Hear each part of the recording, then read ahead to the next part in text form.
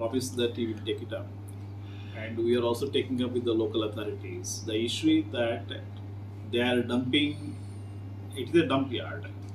Officially, it's a dump yard. And they are dumping the waste things there. The issue is they are supposed to take it off also. The municipal corporation, after dumping from the dump yard, they should take it away. That they are not doing. That's why things are piling.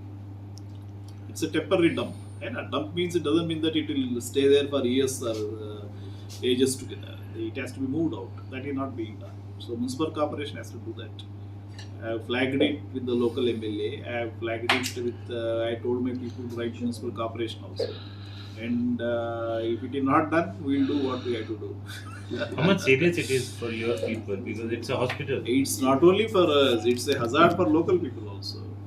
See, when a disease spreads due to accumulation of garbage at one place, it will not confine to one place, it will spread. And accumulated garbage is a big issue.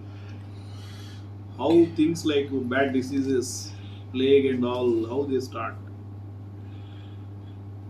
If you don't remove the garbage timely, frequently, and dispose it, it's a threat. I think definitely whoever is authority, municipal corporation, they will take care of it.